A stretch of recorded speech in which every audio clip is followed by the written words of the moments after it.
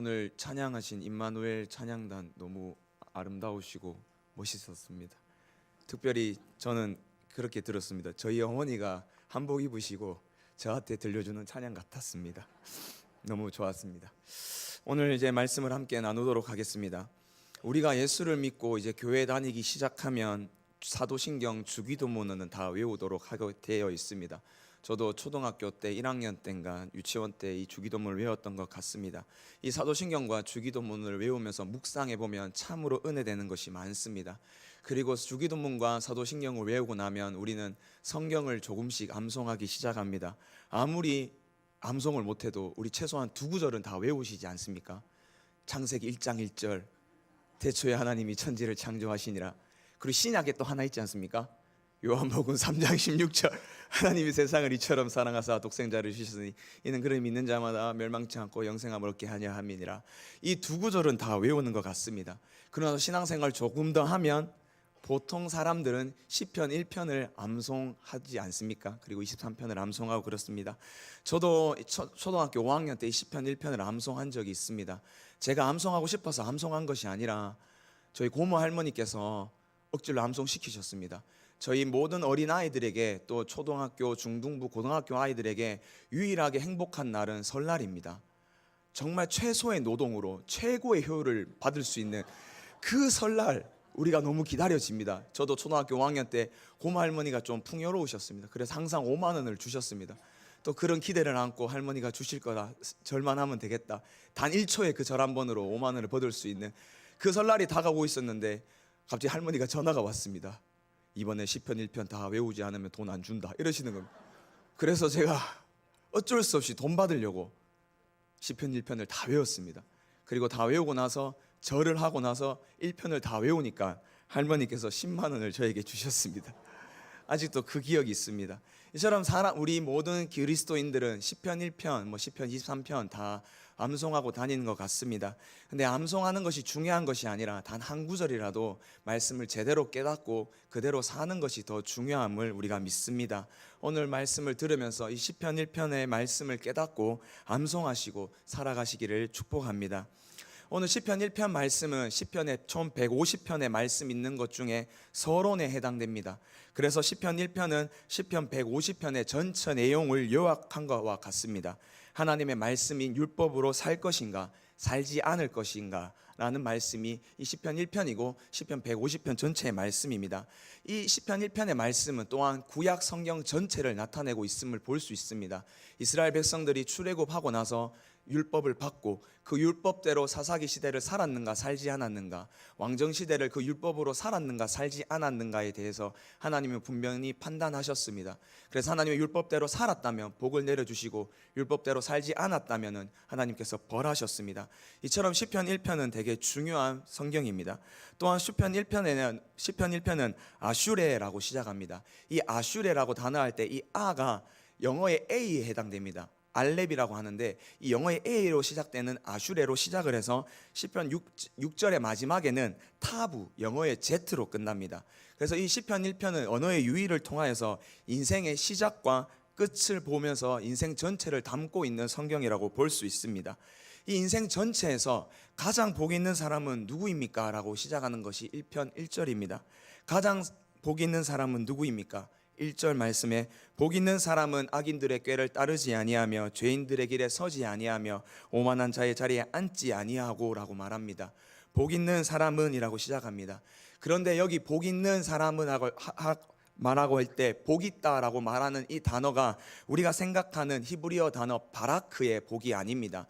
바라크의 복은 축복, 우리가 풍성하게 자녀가 많고 우리의 후손이 잘 되고 또 내가 풍성하게 잘 살아갈 수 있는 것이 바라크의 축복입니다. 그런데 시편 1편 1절의 말씀은 그 바라크의 축복을 말씀하고 있는 것이 아닙니다. 히브리어 아슈레라고 시작을 합니다. 이 단어는 어떤 사람이 이상적인 삶을 살고 있다고 선포하거나 서술하는 형식을 가진 단어입니다. 어떤 한 사람이 정말 이상적인 삶을 살아가고 있을 때 그 사람이 살아온 것을 선포하고 있는 것이 바로 이 복이라는 뜻입니다.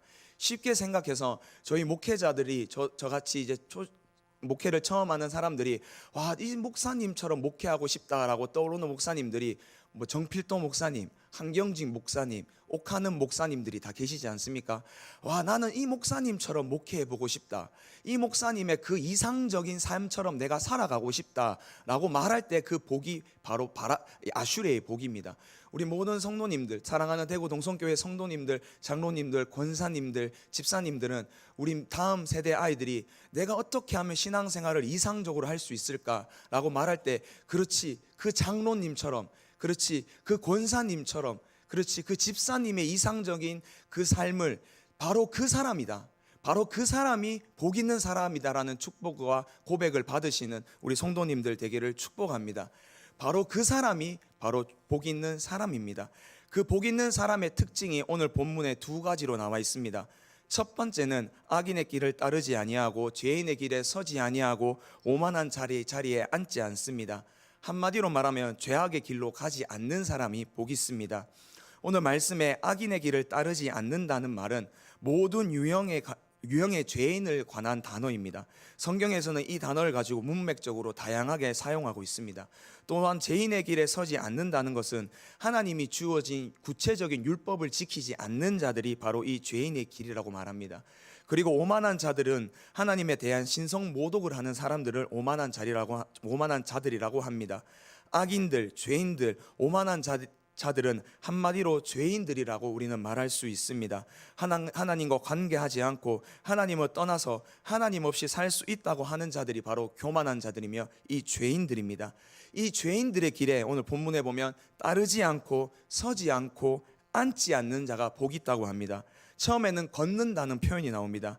그리고 선다는 표현이 나옵니다. 그리고 마지막엔 앉는다라고 오늘 시편에서는 말씀하고 있습니다. 이 세 단어를 통하여서 죄의 특성을 보여주고 있는 단어입니다. 죄라는 것은 한번 서게 되면 그 자리에 계속 가게 됩니다. 한번 그 죄를 걷게 되면 그 죄에 따라가게 되고 그 죄에 앉게 됩니다. 이처럼 죄는 죄의 자리에 앉게 되면 그가 그 죄가 죄인지도 모르고 자연스럽게 죄인으로 스며드는 것이 바로 죄입니다. 이처럼 죄는 지속성을 가지고 있습니다. 죄는 지속성을 가지고 있어서 죄는 한 번 지으면 끝나는 것이 아닙니다. 한번 해볼까라고 시작되는 죄는 계속해서 반복해서 지은 것을 볼 수가 있습니다. 우리가 교도소에서 갔다가 추록한 사람들을 봅니다. 그 사람들의 대부분 반 넘게가 다시 교도소로 들어간다고 합니다. 이처럼 죄는 한 번 하면은 끊기가 어려운 것이 죄입니다. 또한 죄는 습관성을 가집니다. 죄는 한 번 짓게 되면 습관적으로 죄를 짓습니다. 습관적으로 죄를 지으니까 이 죄가 무뎌져서 죄가 죄인지도 모릅니다. 또한 죄는 확장성을 가지고 있습니다. 조그만한 죄를 짓고 나면 더 큰 죄를 짓게 되는 것이 바로 이 죄입니다. 사람은 처음부터 큰 도둑이 되지 않습니다. 우리 옛말에도 바늘 도둑이 소도둑 된다고 합니다. 바늘을 훔치던 사람이 소를 훔치게까지 됩니다. 따라서 작은 죄를 결코 가볍게 여기면 안 됩니다. 죄는 확장성을 가지고 있기 때문에 더 큰 죄를 불러일으킨 것이 바로 이 죄입니다. 저는 이 본문을 묵상하면서 간단하게 이렇게 정의하고자 했습니다. 복 있는 사람은 죄악에 길들여지지 않는 사람입니다. 복 있는 사람은 죄악에 길들여지지 않는 사람입니다. 길들여지는 건 매우 무섭습니다. 처음에는 하기 싫습니다. 그러나 길들여지면 하기 싫어도 그렇게 할 수밖에 없는 것이 바로 죄에 길들여지는 것입니다. 용인 에버랜드에 가면 사파리가 있습니다. 다들 가보셨습니까? 용인 에버랜드에 가면 여러 가지 놀이기구가 있는데 거기에 들어가면 사파리를 체험할 수 있는 공간이 있습니다. 거기에 가면 하이에나도 있고 사자도 있고 호랑이도 있고 뭐 여러 가지 동물이 있습니다. 근데 저는 그 동물을 볼 때에 참 마음이 아팠던 적이 한 번 있습니다. 그것이 언제냐면 곰을 볼 때입니다. 곰이 이름을 제가 까먹었는데 만약 그 곰의 이름이 지수라면 지수야 손 이러면 그 운전 아저씨가 손을 딱 들게 하면은 건빵 하나를 줬습니다. 그러면 그 곰이 건빵 좋다고 건빵을 받아 먹습니다. 그리고 인사하면 곰이 인사를 합니다. 그러면 또 좋다고 그 운전하는 아저씨가 건빵을 던져줍니다. 그러면 또 곰이 좋다고 그 건빵을 받아 먹습니다. 곰이 그렇게 살아야 됩니까? 곰은 연어를 먹고 그렇지 않습니까? 흐르는 강물을 거스르는 연어를 쳐서 연어를 잡아먹고 그렇게 멋있게 살아가야 되는 것이 곰입니다. 그런데 사람에 길들여지니까 사람이 만든 그 건빵 하나 먹겠다고 사람한테 절하고 아양 떨고 그렇게 살아가는 것이 곰이었습니다. 저는 그것을 보면서 참 마음이 아팠습니다. 우리 과연 그리스도인들도 이렇게 살아가진 않는가? 죄악에 길들여져서 그것이 다인 마냥 그렇게 살아가진 않는가라는 생각을 해보았습니다. 죄악에 길들여지지 않기를 축복합니다. 죄악에 길들여지지 않기 위해서는 데살로니가 전서 5장 22절 말씀을 우리는 기억해야 됩니다. 데살로니가 전서 5장 22절 말씀 함께 읽겠습니다. 악은 어떤 모양이라도 버리라 라고 말씀합니다. 죄는 지속성이 있고 습관성이 있고 확정성이 있어서 우리를 길들이게 합니다. 그렇기 때문에 우리는 악의 모양은 어떤 것이라도 버려야 합니다. 악에는 함부로 다가가는 것이 아닙니다. 만약에 다가가게 되면 걷게 되고 서게 되고 앉게 될 것입니다. 사랑하는 동성교회 성도님들은 악을 버리시고 복된 그 사람이 되기를 주님의 이름으로 축복합니다. 두 번째 복 있는 사람은 여호와의 율법을 즐거이 묵상하는 사람입니다. 한번 읽어보겠습니다. 1장 2절 우리 한번 읽어보겠습니다. 오직 여호와의 율법을 즐거워하여 그 율법을 주야로 묵상하는 도다. 이 사람이 바로 그 복 있는 사람입니다. 하나님이 주신 율법을 즐거워해야 합니다. 하나님의 말씀을 우리가 두렵고 떨리는 마음으로, 경외하는 마음으로 받아야 합니다. 그런데 우리는 두렵고 떨리는 마음, 무서운 마음으로 그 율법을 지키는 것이 아닙니다. 우리는 즐거이 그 율법을 지키는 것입니다. 세상의 종교들은 두렵고 떨리게 합니다. 이거 하지 않으면 너 죽어라는 마음으로 사람을 두렵고 무섭게 만듭니다. 우리 점집에 가면 정말 흉측한 물건들 있지 않습니까? 그것들 보면 우리가 두려움이 좀 생깁니다. 그 누구도 그것을 우리 집에 모셔놓고 와 아름답다 이런 사람 아무도 없습니다. 우리 절에 들어갈 때, 대웅전에 들어갈 때 보면 사천왕이 서 있습니다. 그것을 보면 우리는 두려운 마음이 생깁니다. 사천왕이 바라보고 있으니까 지켜야 돼 이것입니다. 그런데 그것을 우리 집에 가지고 오고 싶습니까? 아무도 집에 안 가지고 오고 싶습니다. 그런데 십자가는 우리 집에 새깁니다. 예수를 안 믿어도 십자가는 목에 달고 다닙니다. 왜 그럴까요?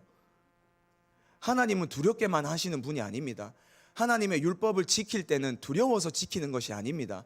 두려운 것을 넘어서 즐거이 지켜야 합니다. 하나님은 우리를 사랑하셔서 구원하셔서 우리를 자유롭게 하기 위하여서 율법을 주셨습니다. 만약에 율법이 없었다면 우리는 자유가 없습니다. 우리 어떤 집에 어린아이가 놀러 왔습니다. 이 어린아이가 우리 집에 처음 왔기 때문에 어찌할 바를 몰라 합니다.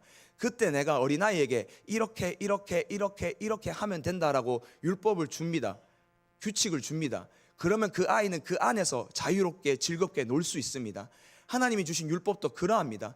이스라엘 백성들을 출애굽시키고 이스라엘 백성들이 어떻게 하나님의 백성으로 살아가지 못할 그때에 하나님께서 이스라엘 백성들을 부르셔서 이렇게 살아가야 한다. 그래야지만 예수 그리스도 안에 하나님 안에 자유가 있다함을 보기 위하여서 율법을 주셨습니다. 그 율법을 우리는 자유로운 마음으로 즐거이 지켜야 할 것입니다. 그리고 말씀을 주야로 묵상해야 합니다. 말씀을 밤과 낮으로 묵상해야 합니다. 율법을 묵상하고 하나님의 말씀을 묵상하라라고 할 때 그 묵상의 단어가 어떻게 느껴지십니까? 조용히 그 자리에 앉아서 말씀을 읽고 생각하고 기도하는 것으로 묵상을 생각하고 계십니까? 이것 또한 좋은 표현입니다. 그러나 묵상의 단어로 표현하기 위해서 조금 밋밋한 말입니다. 묵상이라고 하는 단어는 우리가 생각하는 그런 단어와 다르게 이런 뜻도 있습니다. 으르렁거리다라는 뜻도 있습니다. 이 묵상하다라는 히브리어가 내포하고 있는 단어의 뜻 중에 으르렁거리다라는 단어도 포함하고 있습니다. 이것을 하가라고 합니다. 으르렁거리다, 묵상하다라고 표현합니다. 짐승이 자신의 먹을 것을 먹을 때 으르렁거립니다. 자신의 먹을 것을 빼앗으려고 하면 으르렁거립니다. 유진 피터슨 목사님의 저서 중에 이 책을 먹어라라는 저서가 있습니다. 그 저서에 보면 유진 피터슨 목사님의 묵상에 대해서 설명을 했습니다. 이 유진 피터슨 목사님이 조용한 시골 마을, 미국에 있는 시골 마을로 이사를 갔답니다. 거기서 살고 있을 때 개 한 마리, 애완견 한 마리를 키웠다고 합니다. 그런데 그 애완견이 일주일에 한 번씩인가 이렇게 산에 올라갔다 오면 코요테가 사슴을 잡아서 먹고 남은 정강이 뼈를 가지고 왔답니다. 자기 집으로 이 개가. 그래서 이 개가 갔다가 정강이 뼈를 물고 산에 갔다가 물고 와서 자기 집에 와서 그 정강이 뼈를 주인한테 자랑을 한답니다. 물고 왔다고. 그럼 목사님이 쓰다듬어 줬답니다. 그러고 나서 이 뼈를 막 씹더랍니다. 그리고 나서 20분 후에 돌아보면 개가 없습니다. 이 개가 조용한 곳에 가서 그 뼈를 씹어 먹으려고 막 뜯고 있답니다. 그때에 으르렁거리면서 누가 이거 먹을까봐, 이거 누가 뺏을까봐 으르렁거리면서 그 뼈를 씹고 있었다고 합니다. 그때에 유진 피터슨 목사님이 이사야서 31장 4절 말씀이 떠올랐다고 합니다. 이사야서 31장 4절 말씀에 여호와께서 이같이 내게 이르시되 큰 사자나 젊은 사자나 자기의 먹이를 움키고 으르렁거릴 때에 그것을 치려고 여러 목자를 불러왔다 할지도다 라고 말씀하고 있습니다. 그 유진 피터슨 목사님이 이 말씀이 떠올랐다고 합니다. 우리는 생각하기에 묵상할 때에 가만히 서서 가만히 있어서 한다고 생각을 하지만 이 으르렁거리는 마음으로 이빨과 혀와 위장과 장기들을 사용하고 씹어 삼키는 그 마음으로 묵상이라고 말합니다. 그리고 유진 피터슨 목사님이 그 저서에서 이렇게 말합니다. 맛보고 음미하고 달콤하고 향긋하며 입에 침에 고이게 하고 영혼의 힘을 불어넣어 주는 단어들을 기대하고 받아 먹으며 부드럽게 으르렁대는 것이다 라고 말하고 있습니다. 또한 묵상이란 하가라는 단어는 이런 뜻입니다. 자신의 종교에 푹 빠져 있는 것을 의미합니다. 이처럼 묵상이란 조용히 앉아서 생각만 하고 기도만 하는 것이 아니라 말씀을 읽어내는 내 모습이 유진 피터슨 목사님의 애완경처럼 그 말씀을 내 모든 힘을 다하여서 먹으려고 노력하고 씹고 뜯고 삼키려고 하는 그 마음이 바로 묵상입니다. 그럴 때 하나님이 만드신 이 복음에 푹 빠져 있는 하가의 묵상의 복을 누릴 것입니다. 그럴 때 우리 기독교의 종교에 푹 빠져들게 될 것입니다. 하나님의 율법을 두려워하지 말고 즐거이 하기를 축복합니다. 또한 말씀을 주야로 묵상하기를 축복합니다. 이 복 있는 사람에 대해서 이미지로 성경은 3절에 그려줍니다. 이 복 있는 그 사람에 대해서 3절 말씀에 너무나 친절하게 이미지 형상을 그릴 수 있도록 말씀하여 주십니다. 우리 3절 말씀 함께 읽도록 하겠습니다. 그는 시냇가에 심은 나무가 철을 따라 열매를 맺으며 그 잎사귀가 마르지 아니함 같으니 그가 하는 모든 일이 형통하리로다. 아멘. 말씀을 즐거워하며 말씀을 주야로 묵상하는 사람은 시냇가에 심은 나무와 같습니다. 시냇가에 심은 나무는 뿌리를 깊게 내리고 어떤 계절이 와도 꿋꿋이 버티는 것처럼 그 하나님의 복된 사람은 하나님의 말씀에 뿌리를 내리고 꿋꿋하게 끝까지 버티며 살아가는 모습을 우리는 그려볼 수 있습니다. 여기서 중요한 것은 철입니다. 때입니다. 철을 따라 열매를 맺는 것이지 날마다 열매를 맺는 것은 아닙니다. 시냇가에 심은 나무가 하나님의 말씀에 뿌린 사람도 때를 따라 철을 따라서 열매를 맺습니다. 그 철을 따라 그 철을 무시하고 때를 무시하고 열매를 맺는 것이 시냇가에 심은 나무가 아닙니다. 히브리서 4장 16절에는 이렇게 말씀하십니다. 그러므로 우리는 긍휼하심을 받고 때를 따라 돕는 은혜를 얻기 위하여 은혜의 보좌 앞에 담대히 나아갈 것이니라. 아멘. 저 신천대로에 있는 나무를 한번 보십시오. 항상 잎이 무성합니까? 아닙니다. 지금은 여름이라서 푸르르게 잎을 내고 있습니다. 그런데 그 나무도 이제 가을이 되면 붉게 변할 것입니다. 그리고 겨울이 되면 잎이 다 떨어질 것입니다. 또 시간이 지나면 봄이 되면 새싹이 필 것입니다. 시냇가에 심은 나무는 결코 그 때를 거스르지 않습니다. 여름인데 불국해 물들지 않습니다. 겨울인데 잎을 풍성하게 내지 않습니다. 이 시냇가에 심은 나무는 하나님이 주신 때, 계절, 철을 무시하고 자신의 마음대로 열매를 맺지 않습니다.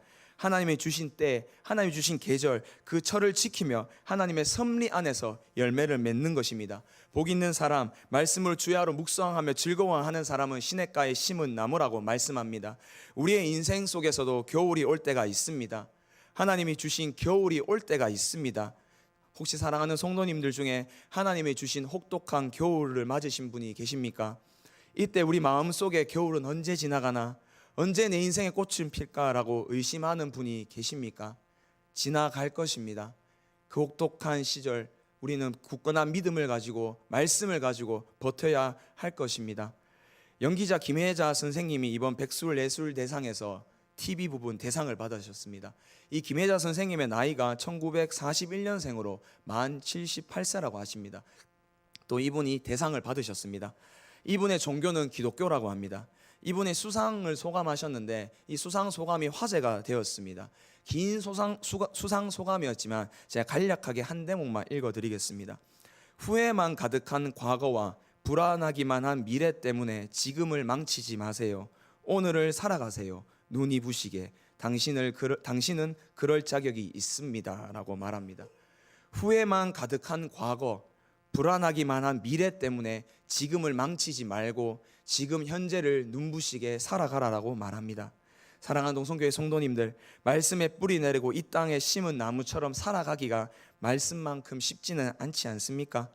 지금 시냇가에 심은 나무처럼 살아가지만 막막한 겨울을 보내고 있습니까? 이 겨울 지나갈까? 과연 내 인생에 봄은 올까라는 불안하기만 한 미래 때문에 힘들어하지는 않습니까? 이 김혜자 선생님의 말처럼 오늘 눈부시게 오늘을 살아가기를 바랍니다. 근데 이 말은 사실 어거스틴이 먼저 했습니다. 어거스틴이 시간을 설명할 때에 그리스도인의 시간은 세 가지라고 말했습니다. 한 가지라고 말했습니다. Eternal now, 그래서 영원한 현재를 살아간다고 했습니다. 예수를 믿는 우리는, 어거스틴은 영원한 현재만을 살아간다고 했습니다. 어거스틴이 말하는 과거는 기억하는 현재라고 말합니다. 내가 이 현재를 살아가는데 과거의 일은 내가 기억하는 현재라고 말합니다. 미래는 내가 기대하는 현재라고 말을 하고 있습니다. 이것이 그리스도인의 시간이라고 어거스틴은 말했습니다. 우리 인생은 후회만 가득한 과거는 하나님께서 이 과거에 주신 은혜로 이 은혜를 기억하는 현재로 지금 살아가야 할 것입니다. 겨울 같은 이때를 지나갈 때에 내 미래에 대해서 불안할 때에 하나님께서 나에게 주실 그 은혜를 기대하는 마음으로 이 현재를 살아갈 것입니다. 겨울 같은 시기를 보내고 계신다면 그 시절 믿음으로 시냇가에 심은 나무처럼 말씀에 뿌리 내리고 잘 버티기를 주님의 이름으로 기도합니다. 그 겨울 지나가면서 하나님께서 과거에 나에게 주신 은혜를 기억하고 오늘을 살기를 축복합니다. 또 겨울을 버틸 때에 미래에 확실히 주실 그 하나님의 은혜를 믿으며 오늘을 살기를 주님의 이름으로 축복합니다. 그런데 이 복 있는 사람과 반대의 이미지가 4절에 나타납니다. 1장 4절에 이렇게 나옵니다. 악인들은 그렇지 아니하며 오직 바람에 나는 겨와 같도다 라고 말합니다. 복 있는 사람, 의인은 시냇가에 심은 나무처럼 말씀으로 굳굳하게 살아가는 이미지입니다. 그러나 악인은 4절의 말씀처럼 떠돌아다닙니다. 바람에 날아다니는 겨와 쭉정이와 같습니다. 그냥 흘러가는 대로 살아갑니다. 이것이 바로 악인입니다. 악인들은 기준이 없습니다. C.S. 루이스는 고난에 대해서 이렇게 얘기했습니다. 옛 현인들은 마음을 현실에 맞춰서 자기 훈련과 자신의 덕성을 세우면서 자신을 돌봤다. 그러나 현대인들은 현실을 다스려 인간의 욕구를 충족하기 위해서 테크닉만 배운다라고 C.S. 루이스가 말했습니다. 최소한 옛 현인들은 자신들을 돌아봤습니다. 고난이 내게 왜 찾아왔을까? 자신들을 성찰하고 자신을 돌아보았습니다. 그러나 현대인들은 고난 속에서 그 기준이 없습니다. 자신의 욕구만 채우려고 합니다. 그 욕구를 채우기 위하여서 세상에서 전해져 내려오는, 세상에서 흘러 내려오는 테크닉만 배웁니다. 그 자들이 바로 악인과 같습니다. 고난과 어려운 현실 속에서 현실과 타협하며 세상의 바람에 이리 휘날리고 저리 휘날리고 살아가는 것이 바로 악인입니다. 자신이 생각하는 바가 옳은 것대로 살아가는 것이 바로 이들입니다. 세상의 가치관 이게 맞다고 하면 흘러 생각하며 자신들이 좋을 대로 살아갑니다. 이들은 권위가 무너졌습니다. 절대성이 무너졌습니다. 진리가 없다고 합니다. 자신의 감정대로 합니다. 내 멋대로 살아라라고 합니다. 이 세상의 바람은 그러합니다. 돈이 전부고 돈으로 해결하려고 합니다. 이것이 세상의 바람이며 세상의 가치관입니다. 악인들은 이 바람에 그냥 되는 대로 흘러가는 대로 살아갑니다. 바람이 불어오면 바람 맞으면서 편한 대로 살아갑니다. 악한 역사의 흐름에 순종하며 살아갑니다. 그러나 우리는 아닙니다. 우리는 하나님의 말씀이 기준이 되십니다. 그 하나님의 말씀의 권위를 인정합니다. 절대성을 세웁니다. 진리이신 예수 그리스도를 따라갑니다. 나의 감정이 아니라 말씀을 따라 살아갑니다. 이처럼 의인은 복 있는 그 사람과 악인의 삶은 정반대입니다. 세상의 바람에 날리는 겨와 같이 흔들리지 않기를 소망합니다. 오직 시냇가에 심은 나무처럼 굳건히 말씀으로 버티기를 축복합니다. 1장 5절에 보면 이제 이렇게 말씀하십니다. 그러므로 악인들은 심판을 견디지 못하며 죄인들이 의인들의 모임에 들지 못하리로다 말씀하십니다. 악인은 자기 마음대로 흘러가는 대로 마음대로 살아가는데 어떻게 의인의 말씀에 굳건히 자리 잡은 의인의 삶 속에 들어올 수 있겠습니까? 없습니다. 그런데 우리 복 있는 사람들, 말씀으로 살아가는 사람들 다 살아가다 보면은 때를 만나는 것처럼 여름이 올 때가 있고 가을이 올 때가 있고 겨울이 올 때가 있고 봄이 올 때가 있습니다. 근데 세상 사람들은 우리가 꼭 봄이나 겨울을 만나면 욕합니다. 1장 6절에 이렇게 말씀하십니다. 무릇 의인들의 길은 여호와께서 인정하시나 악인의 길은 망하리로다. 우리가 말씀에 뿌리를 내리고 굳건하게 살아가다 보면 악인들 꼭 우리가 겨울을 만나면 욕합니다. 예수 믿더니 잘됐다. 예수 믿었는데 네 꼴이 그러냐. 세상 사람들은 내 옆에서 그렇게 말을 합니다. 내 옆에 있는 친구가, 내 옆에 있는 부모가, 내 옆에 있는 형제가, 자매가 나에게 그렇게 말합니다. 예수 믿더니 그 꼴밖에 안 되냐라고 말합니다. 그런데 그러면 어떻습니까? 6절에 여호와께서 인정하십니다. 악인의 길은 인정하지 않으시나 하나님께서 인정해 주십니다. 하나님께서 인정해 주시면 족하지 않습니까? 이 인정하다라고 말할 때 히브리어가 야다입니다. 이 야다는 관계에서 알아가다라는 뜻입니다. 그래서 오늘 성경책에는 인정하다라고 나와 있는데 이것은 알다, 알아주다, 보살펴 주시다로 여러 가지로 번역할 수 있습니다. 세상 사람들이, 예수를 안 믿는 사람들이 내 삶을 무시하고 내가 살아왔던 것을 모두 무시해도 하나님이 인정하시고 하나님이 알아주시면 충분하지 않습니까? 다른 사람이 몰라도 주님만 인정하여 주시면, 주님이 알아주시면 우리는 족할 줄로 믿습니다. 우리의 삶이 다른 사람이 인정하는 삶이 아니라 하나님이 인정하는 삶, 하나님이 알아주는 삶, 그 삶을 살아가기를 축복합니다.